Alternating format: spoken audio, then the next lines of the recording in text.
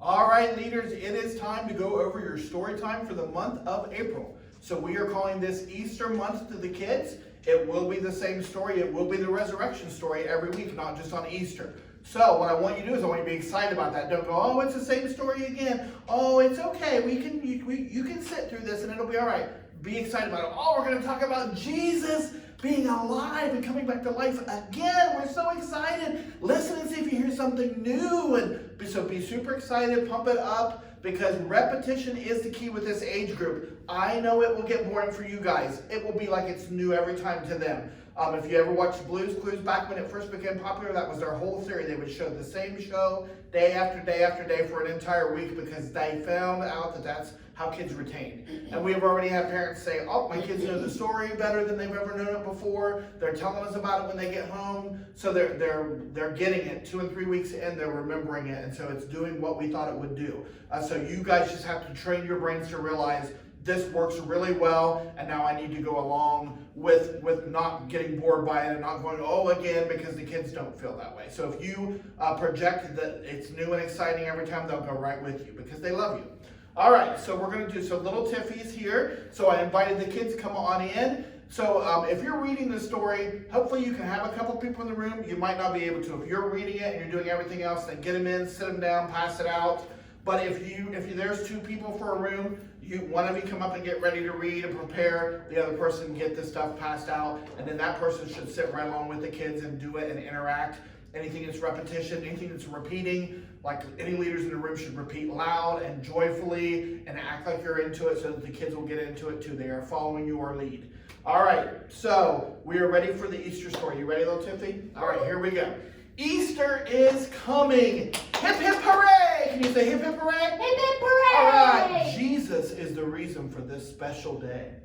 Inside these eggs is the story of Easter. I will open each one and tell you what it means. Then you find the picture on the page in front of you and put it where it goes so you'll match the colors up, all right? So here's egg number 1. What do you think it is? So leaders, you'll see I'm ad-libbing a little bit as I open it. There's no dead time. You guys are all able to ad-lib to go, oh, let's see what's in here. What do you think it is? And then you can go right back to your story. Let's see what this is.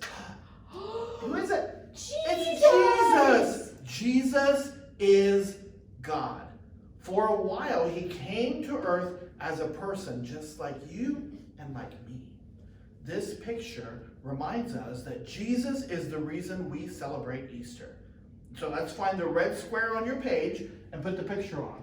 So take him off the bottom and you're going to put him up on the top. So leaders, they have all the pictures already on the outside. Your pictures are in the egg. So when you're done, all right, I'm going to put the egg down here. All right, what number are we on, kids? What egg?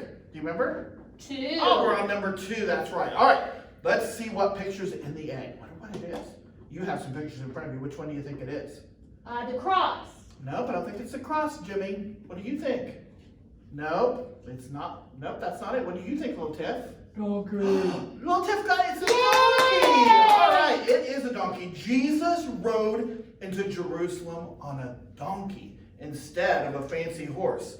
He wanted people to know he came for everyone, not just the rich and fancy people. Find the blue square on your page and put the picture of the donkey in place. So here I would talk. I would say horses were really fancy, like the king's people rode horses, and so everybody couldn't relate to a horse, but a donkey, everybody had those, and so they're like, oh, I have a donkey. So Jesus is kind of relating to me. He's saying, I care about the people that have donkeys and the people that have really expensive animals. All right, what number are we on next? 3. Number 3. Number 3. Let's see what it is. It's a bar of soap. Did any of you use soap? Yes. I hope so. All right, this reminds us that Jesus washed his friends' feet. He washed their feet before dinner to show them how to treat each other. Find the purple square and put the bar of soap on your picture. So the roads were dirty. It was different back then, and they wore sandals all the time. And so Jesus was saying, I'm going to wash your feet to show you how I serve. Because back then, somebody like in a king's palace, one of his workers, they would have been paid to wash feet. And so Jesus was saying, nope, that's not how we do it. We're going to wash the feet of our friends. We're going to serve each other. All right, what egg we on? 4. You can ad lib as much as you want. So once I'm done reading it, I'm just talking so it doesn't feel empty in here. And you'll interact with the kids as you go. They'll be saying different things and you can talk. They might ask a question. Why is there soap in there? Well, what we just say is because Jesus washed your feet. So a lot of interacting time. Don't just leave a lot of dead space. All right, number 4. It's time for 4. It's a loaf of bread and a cup. That's like a wood cup. We don't use those kinds. Jesus had a very special dinner for his friends. He wanted to spend time with them. At dinner, he would tell them that he was going to be arrested and would soon die. They were really sad. But remember, Jesus is God. They didn't really need to be sad. Jesus knew exactly what he was doing.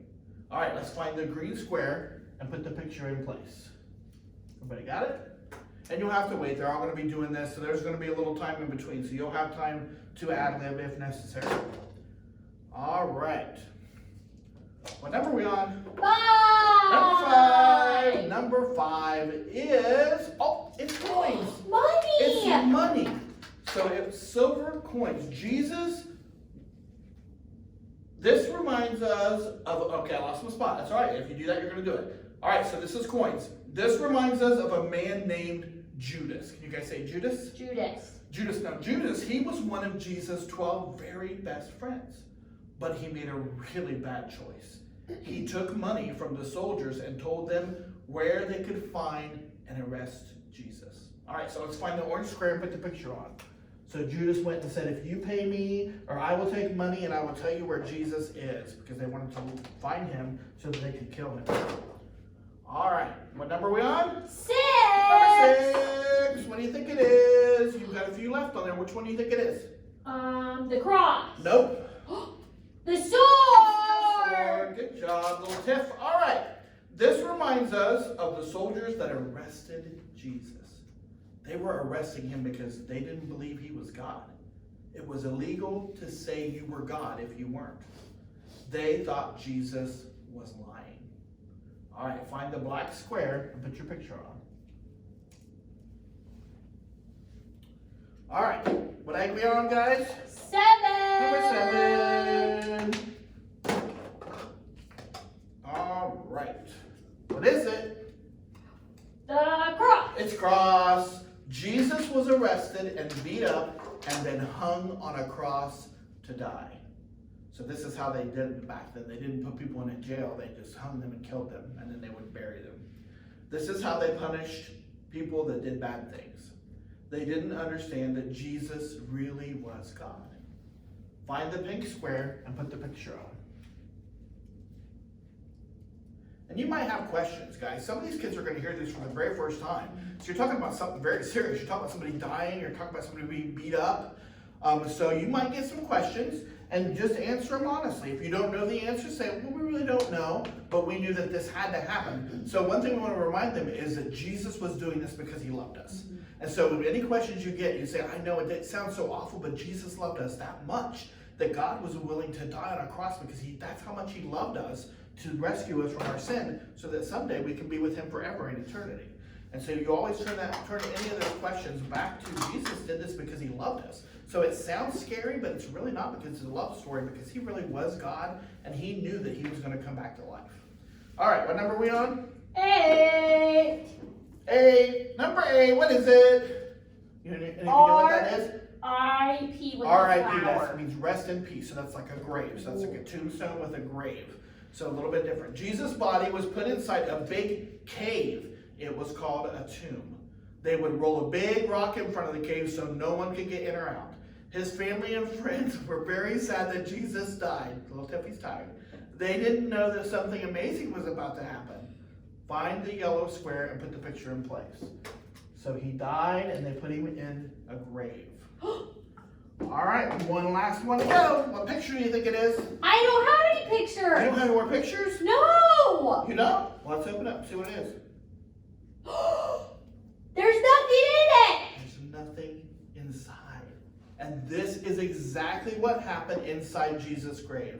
An angel opened the grave by moving the stone, and Jesus' body was not there because Jesus had come back to life. Jesus is alive. Say it. Jesus is alive. All right.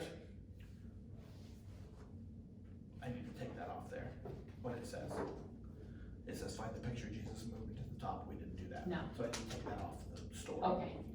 All right. So there's something on there that we originally were going to do. I'm going to take it off there. So Jesus is alive. I'm repeat it. What a wonderful story, you guys.